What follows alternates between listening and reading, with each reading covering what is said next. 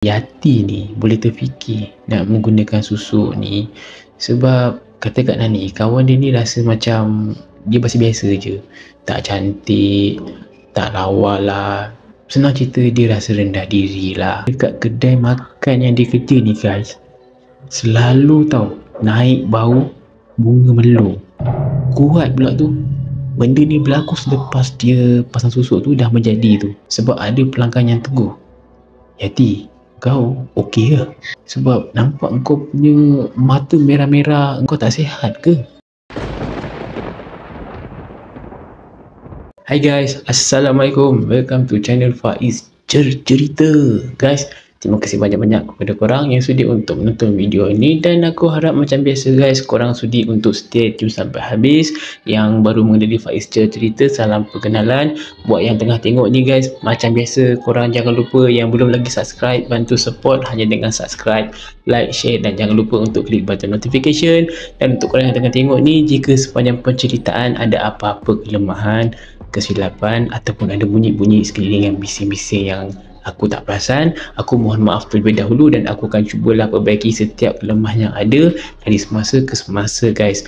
So guys, untuk korang yang tengah tengok ni juga, aku nak ucapkan banyak-banyak terima kasih pada yang sudi support, pada yang tak henti-henti memberi semangat. Aku akan cubalah untuk menggunakan komen-komen yang korang bagi, komen-komen yang positif tu sebagai satu semangat untuk aku terus berkarya tanpa ada rasa putus asa lah. Apa yang aku nak ceritakan, kisah ni pasal susuk guys. Kisah ni kisah benar yang dikongsi dari seseorang yang dikenali dengan namanya Kak Nani.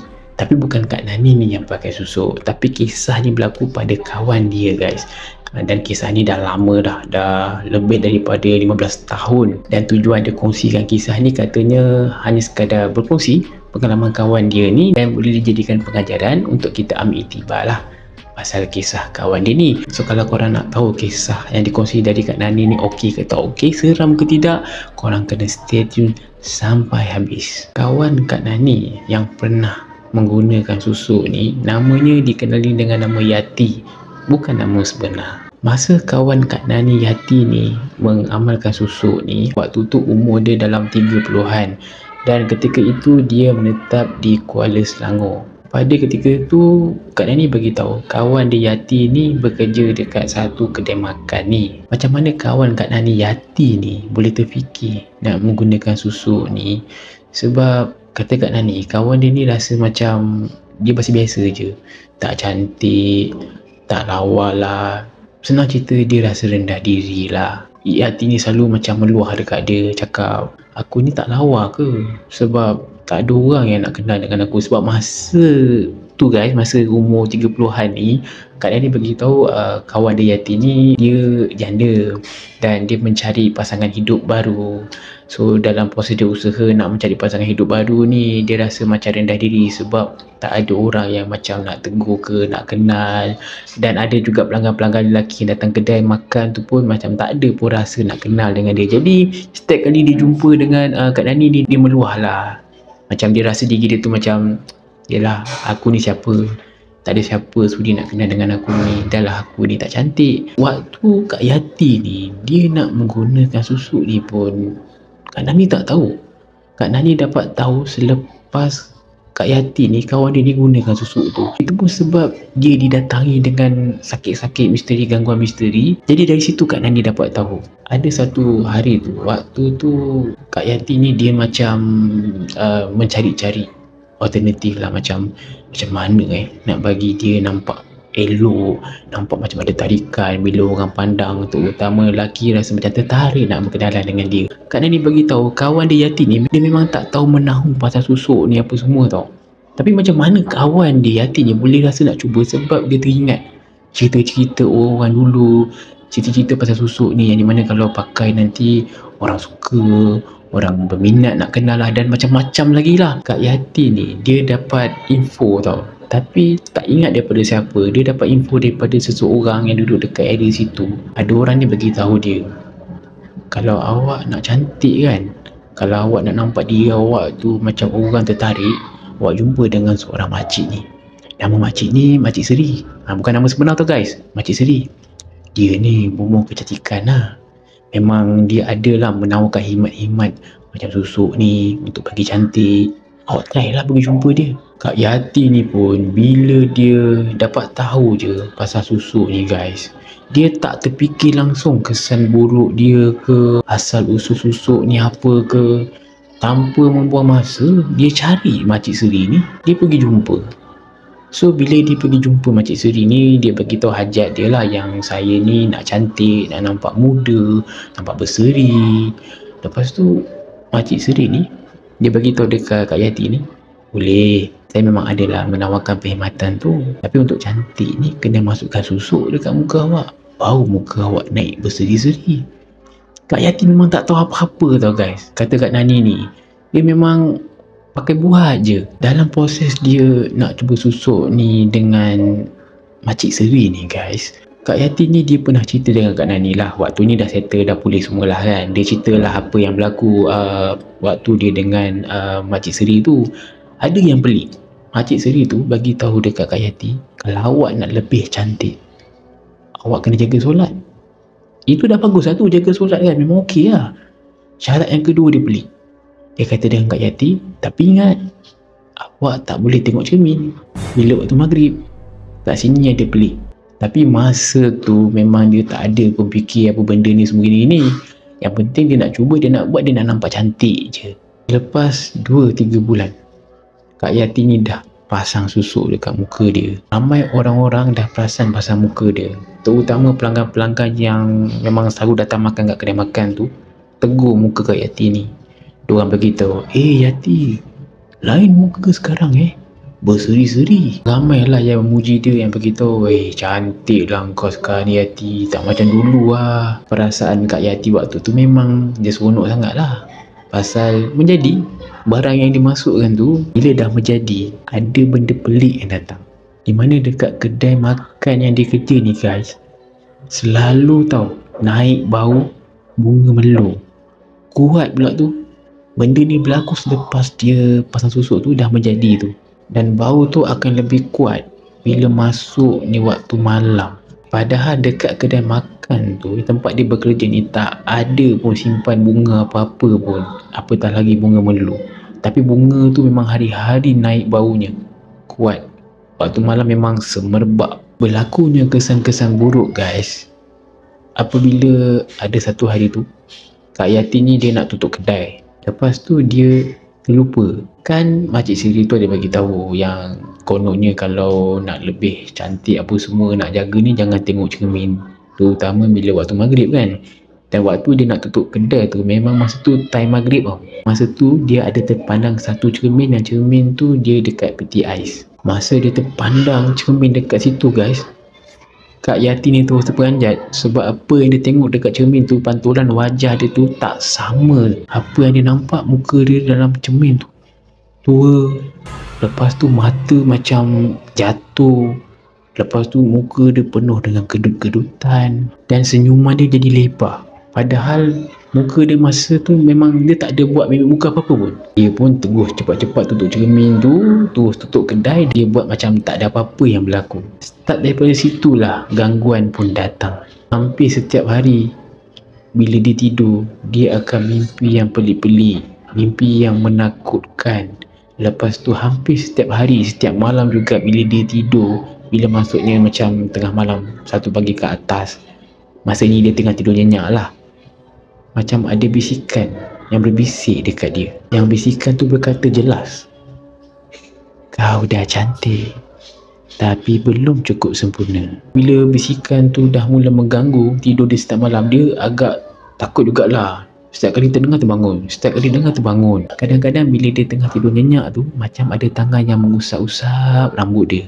Sampai satu tahap, bau bunga melo tu bukan sahaja ada kat kedai, tapi sampai kat rumah dia, dalam bilik dia pun ada.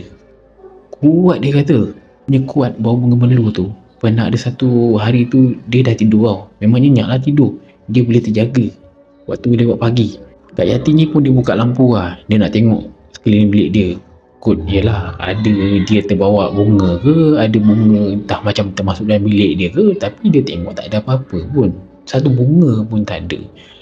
Dan lepas dia dah check semua keadaan dalam bilik dia tu, nak pastikan sebelum dia nak tutup lampu balik, dia ada perasan dekat lantai dalam bilik tidur dia guys, pada masa tu ada macam tumpuk-tumpuk serbuk hitam banyak, sana tumpuk situ tumpuk. Dia macam arang punya ni lah, tekstur tu macam tu. Dan tumpuk-tumpuk serbuk hitam ni dia lebih banyak dekat kawasan cermin, dekat dalam bilik tidur Kak Yati tu. Gangguan tu bukan sahaja dia datang melalui bau bunga lah, mimpi lah, bisikan lah, tapi gangguan tu datang juga waktu dia tengah masak. Pernah banyak kali jugalah dia tengah masak dekat rumah ataupun dekat kedai sekalipun tempat dia kerja tu, api tiba-tiba terpadam sendiri. Lepas tu terbuka sendiri. Bila terbuka tu pula kuat api tu, marak. Makin lama makin hari, bukan setakat gangguan je yang Kak Yati ni kena tumpuk, tapi dia punya muka pun dah lain guys, dah berubah. Sebab ada pelanggan yang tegur, "Yati, kau okey ke? Sebab nampak kau punya mata merah-merah, kau tak sihat ke?" Dan Kak Yati pun cakap dekat orang tu, tak, okey, tak sakit tak apa, sihat lagi. Pelanggan tu pun macam dia tak puas hati lah. Dia macam bagi tahu jugalah, "Ya ke? Sebab nampak kau ni betul-betul tak sihat ni. Kau pergi tengok, kau pergi check. Sebab mata kau nampak merah ni, merah sangat." Kak Yati ni pun dia pergi tengok cermin berulang kali, tapi dia tengok tak ada apa-apa bila dia check. So guys, orang lain nampak macam itu, tapi apa yang Kak Yati nampak lain, biasa je. Ada satu malam dekat kedai makan, ada salah seorang pekerja lain juga, dia pernah ternampak Kak Yati ni bercakap seorang-seorang dekat dapur. Apa yang Kak Yati tu cakap seorang-seorang kat dapur tu, "Jangan ganggu aku lagi, kan aku dah bayar." Salah seorang kawan dia ni yang kerja kat situ ni, dia macam pelik. Yati ni bercakap dengan siapa? Dia, yelah kan, tengok-tengok juga lah, ngintai-ngintai kan, kot ada orang lain kan, tapi tak ada sesiapa. Memang waktu dia nampak tu Kak Yati seorang je yang ada. Ada satu hari tu, yang ni gangguan tu memang dah sampai tak kemuncak rasanya lah. Kak Yati tengah masak dekat dapur. Tengah-tengah masak tu dia jatuh pingsan. Bila dia jatuh pingsan, dia punya kawan ni call adik dia, adik Kak Yati ni call untuk datang sebab pingsan tiba-tiba ni. Dan diorang angkat Kak Yati ni, dan misterinya juga guys dekat sini, bila diorang angkat Kak Yati masa tu ada naik satu bau busuk tau, yang keluar daripada badan dia. Tak tahu nak cakap macam bau apa, tapi bau tu sangat busuk. Diorang bawa Kak Yati ni pergi klinik lepas tu tau. Bila pergi klinik untuk cek buat pemeriksaan, doktor bagi tahu tak ada apa-apa, okey, memang sihat je. Tapi kulit dia masa tu macam pucat. Kawan Kak Yati dengan adik dia ni dah macam, pelik apa benda yang jadi ni. Diorang tak tahu tau yang Kak Yati ni ada pakai susuk. Diorang macam muskil apa.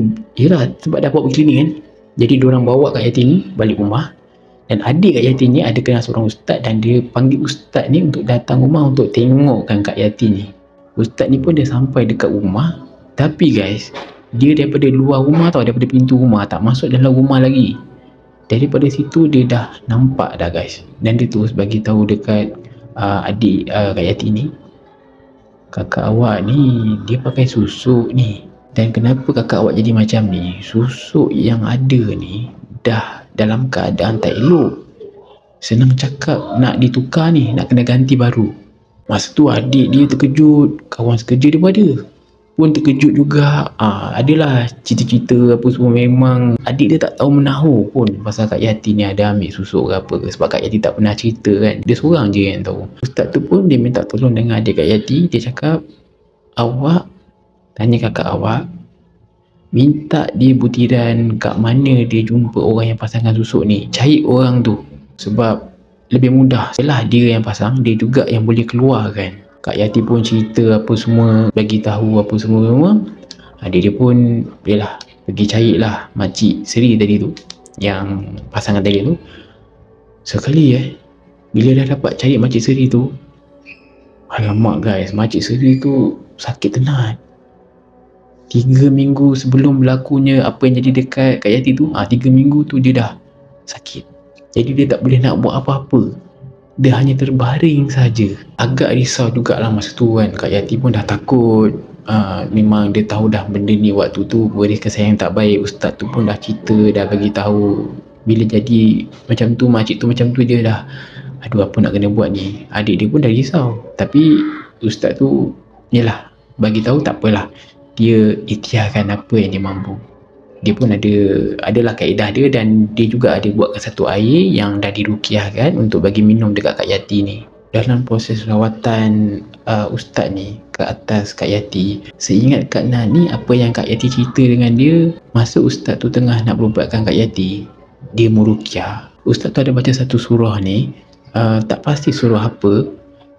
Bila ustaz tu baca je, Kak Yati terus menjerit guys, meronta-ronta. Lepas tu dekat mulut dia masa tu terus keluar ada satu macam lendir pekat warna hitam bercampur dengan darah, dan sangat busuk lendir tu.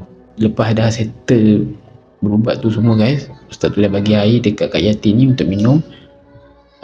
Malam tu Kak Yati tu pingsan.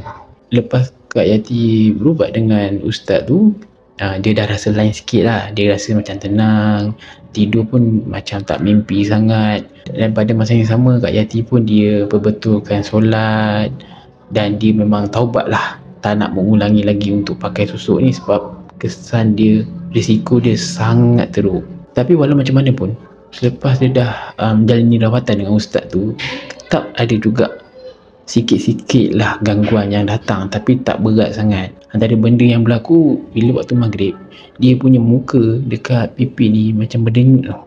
Dia macam ada rasa ada benda yang menolak kulit. Senang cerita, dia beranggapan mungkin jarum susuk tu nak keluar kot. Dan ada satu malam tu, waktu tu Kak Yati nak basuh muka tau. Waktu dia tengah basuh muka tu, dia ada perasan dekat pipi dia dua-dua ni ada calar. Dia tengok dekat-dekat dengan cermin, dia pun apa benda ni, luka. Dia pun gosok-gosok, dia tengok keluar jarum susuk tu. Terkejut lah Kak Yati, tapi dia terus ambil, dia terus letak dalam tisu dan dia balut elok-elok. Dan selepas jarum tu dah keluar guys, dia dapati hidup dia lagi tenang, lagi rasa selesa lah, tak macam sebelum-sebelum tu. Dan akhir sekali guys, tak lama kemudian Kak Yati ni dia dah tak kerja kat kedai makan tu. Dia boleh pindah tempat duduk sebab dia nak memulakan hidup yang baru. Sebab dia tak nak ingat lagi kisah-kisah tu. Dia kerja tempat lain, tapi dia kata yalah, wajah dia tu dah kembali pada yang normal. Tapi dia bersyukur dengan apa yang ada guys, daripada dia nak menggunakan alternatif yang salah, risikonya lagi memudaratkan. Silap-silap rupa yang normal tu pun boleh terjadinya bermacam-macam masalah di kemudian hari. So guys, itu sahaja untuk perkongsian kisah dalam video kali ini. Terima kasih banyak-banyak kepada korang guys yang sudi untuk menonton. Kalau korang nak komen apa-apa, nak nilaikan pasal kisah ni, nak sharing apa-apa, komen je dekat ruang komen di bawah. Dan juga guys, minta maaf jika ada salah silap, ada kata-kata yang buat korang tak selesa ke, ataupun ada apa-apa kelemahan dalam video ni. Mungkin ada dengar bunyi-bunyi bising sekeliling yang masuk ke. Aku minta maaf banyak-banyak guys, dan aku akan cuba perbaiki. So untuk korang yang dengar tengok ni, kalau ada kisah seram, kisah misteri yang nak dikongsikan, sama ada pengalaman sendiri, pengalaman kawan ke, saudara ke, korang boleh DM je Faiz Cerita untuk dikongsikan. Dan jangan lupa guys, pada yang belum lagi subscribe, bantu support, subscribe, like, share dan klik notification. So guys, stay tune support Faiz Cerita guys. Stay tune untuk next video, InsyaAllah. Assalamualaikum.